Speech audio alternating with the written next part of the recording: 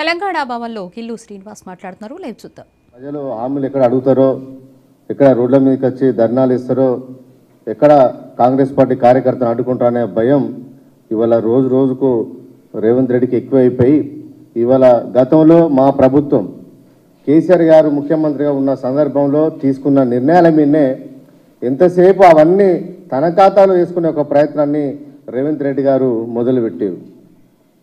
మొన్నటి వరకు ఉద్యోగాల విషయంలో స్టాఫ్ నర్సు ఉద్యోగాలైనా, కానిస్టేబుల్ ఉద్యోగాలైనా, పీజీటీ ఉద్యోగాలైనా, గురుకులాల ఉద్యోగాలైనా ఇవన్నీ కూడా కేసీఆర్ గారి ప్రభుత్వం పరీక్షలు నిర్వహించి ఫలితాలు ఇచ్చి నియామక పత్రాలు పెండింగ్లో పెడితే వాటన్నిటికీ ఒక పెద్ద మీటింగ్ పెట్టుకొని తనే ఉద్యోగాలు ఇస్తున్నట్టుగా బిల్డప్ ఇచ్చే ముఖ్యమంత్రి ఇవాళ ఈ రాష్ట్రానికి దొరకడం నిజంగా దురదృష్టకరం అని చెప్పి ఇవాళ భావిస్తూ ఉన్నాం.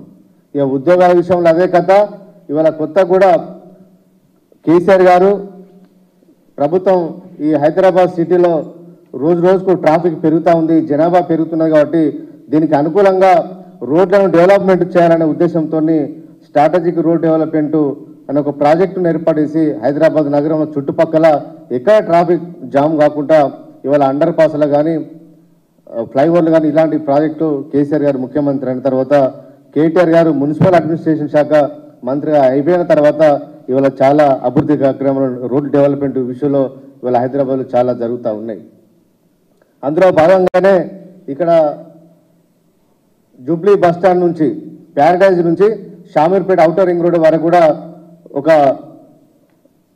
6 లైన్ రోడ్తోని ఎలివేటెడ్ కారిడార్ను ఒక స్కైవే నిర్మాణం చేయాలనే ఉద్దేశంతో ఆ రోజు కేటీఆర్ గారు, అరుణ్ జైట్లీ గారు రక్షణ శాఖ మంత్రి ఉన్న కాంచెల్లి అరుణ్ జైట్లీ గారు కానీ, అదేవిధంగా నిర్మలా సీతారామన్ గారు, తర్వాత ఇప్పుడు రాజ్నాథ్ సింగ్ గారు వీళ్ళందరినీ కలిసి ప్రపోజల్ ఇవ్వడం జరిగింది.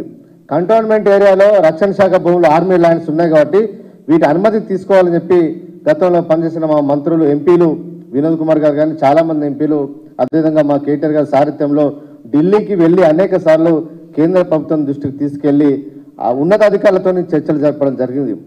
ఆ రోజు భూమి ఆర్మీ ల్యాండ్కి బదులు రాష్ట్ర ప్రభుత్వం కూడా సపరేట్ మీరు భూమి కనుక ఇచ్చేది ఉంటే ఇస్తామని చెప్పి వాళ్ళు కాన్సెంట్ ఇవ్వడం జరిగింది.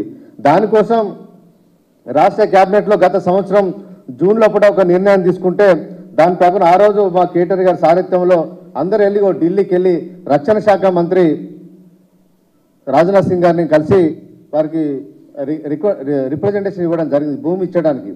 ఆ భూమి విషయాన్ని కూడా జవహర్ నగర్లో ఉన్న భూమి ఇచ్చడానికి కూడా రాష్ట్ర ప్రభుత్వం ఆ రోజు ఒప్పుకున్నది.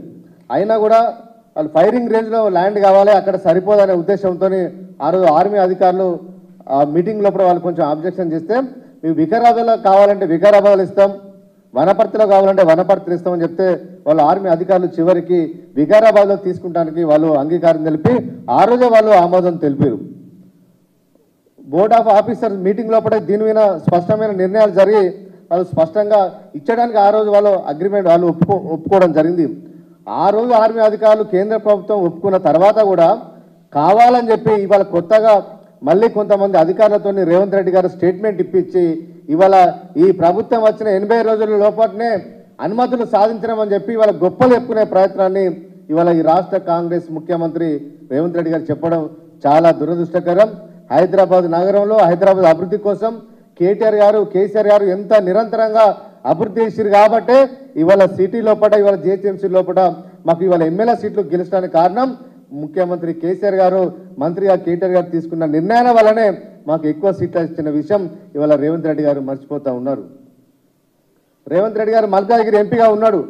ఏ రోజు కూడా ఈ కారిడార్ సంబంధించిన భూముల విషయంలో ట్రాఫిక్ జామ్ అవుతుంది, మా మల్కాజ్గిరి పార్లమెంటు పరిధిలో ఈ ఆర్మీ కంట్రోల్మెంట్ ఉన్నది, ఈ రోడ్లకు ఈ భూమి ఇవ్వాలని చెప్పి ఏ రోజు కూడా కేంద్ర ప్రభుత్వానికి ఒక్క దరఖాస్తు ఇచ్చిన పాపాన కూడా ఈ ముఖ్యమంత్రి రేవంత్ రెడ్డి గారు ఎంపీగా పనిచేసిన 5 సంవత్సరాల కాలంలో కూడా ఏ రోజు కూడా కేంద్ర ప్రభుత్వం దృష్టికి తీసుకెళ్లిన నాయకుడు ఇవాళ మేము సాధించిన ప్రగతిని, మేము సాధించిన విజయాన్ని తన విజయంగా చెప్పుకొని ఇవాళ ఏదో గర్వపడతా ఉన్నారు. కానీ హైదరాబాద్ ప్రజలు, తెలంగాణ ప్రజలు, ఉత్తర తెలంగాణ ప్రజలు ఎవరు అమాయకులు కాదనే విషయాన్ని రేవంత్ రెడ్డి గారు గుర్తుంచుకోవాలి. నీకు చిత్తశుద్ధి ఉంటే కొత్త ప్రాజెక్టులు ఏర్పాటు చేయి. గత ప్రభుత్వంలో మేము తీసుకున్న నిర్ణయాలను, అనుమతులు వచ్చిన వాటిని, ఉద్యోగాలు ఇచ్చిన వాటిని ఇవి మేమే చేస్తున్నాం, వచ్చిన 80 రోజుల పడినే ఇది మా ప్రగతి అని చెప్పుకుంటే ఇవాళ చాలా మంది మేధావులందరూ నవ్వుకుంటూ ఉన్నారు. అరే రేవంత్ రెడ్డికి ఒక ప్లానింగ్ లేదు, ఒక విజన్ లేదు, ఏదో గాలిలో ముఖ్యమంత్రి ఇవాళ పరిపాలన సాగిస్తాడు తప్ప ఈ విజన్ లేని ముఖ్యమంత్రి మనకు దొరకడం చాలా దురదృష్టకరం అని చెప్పి ఇవాళ అందరూ ఇవాళ భావిస్తూ ఉన్నారు. కాబట్టి ముఖ్యమంత్రి గారు ఇప్పటికైనా నీకు తెలియకపోతే కొంతమంది మంచి టీంని పెట్టుకోండి, కొత్త ప్రాజెక్టుల గురించి అన్వేషణ చేయండి. అంతే తప్ప మా ప్రభుత్వం కేసీఆర్ ఇచ్చిన పథకాలనే ఇవి మేము చేసామని చెప్పుకోవడం అది కరెక్ట్ కాదు. కావాలంటే మీరు చెప్పండి, గతంలో కేసీఆర్ గారు కేటీఆర్ గారు తీసుకున్న నిర్ణయాల వల్ల కేంద్ర ప్రభుత్వం ఇవాళ మనకు తొందర అనుమతులు ఇచ్చిందని చెప్పచ్చు. అవన్నీ ఏం చెప్పకుండానే తన వాటాలో వేసుకోవడం అనేది సరైన పద్ధతి కాదని చెప్పి ఇవాళ ముఖ్యమంత్రి గారిని ఇవాళ మేము కోరుతా ఉన్నాం.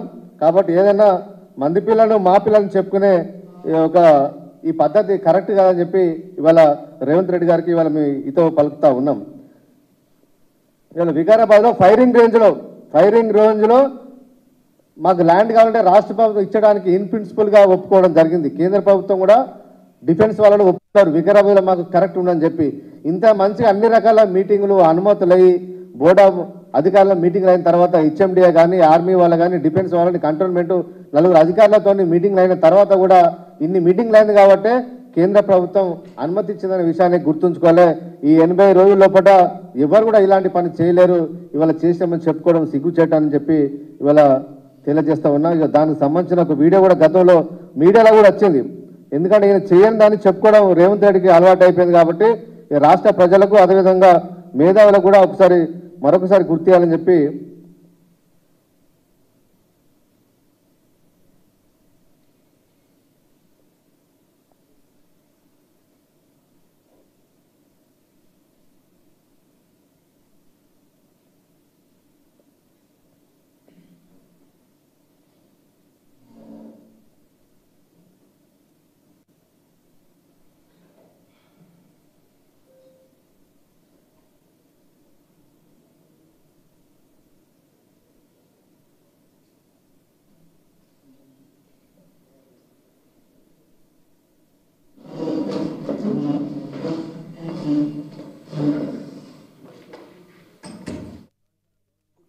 సర్కార్ తలపెట్టిన ఎలివేటెడ్ ఎక్స్ప్రెస్ హైవేల నిర్మాణానికి మార్గం సుగమమైంది. నిజామాబాద్ వెళ్లే కరీంనగర్ వెళ్లే దారిలో శామిర్పేట వరకు రక్షణ శాఖకు సంబంధించిన భూములు 100 ఎకరాల వరకు ఉండగా వాటిని ఇచ్చేందుకు రక్షణ శాఖ అంగీకారం తెలిపింది. జవహర్ నగర్ లోని రక్షణ శాఖ ఆధీనంలో ఉన్న రాష్ట్ర ప్రభుత్వానికి చెందిన 593 ఎకరాల భూమి సహా 93 కోట్ల రూపాయలు ఆ శాఖకు ఇచ్చేందుకు 2 రోజుల క్రితం రక్షణ శాఖ అధికారులతో జరిగిన భేటీలో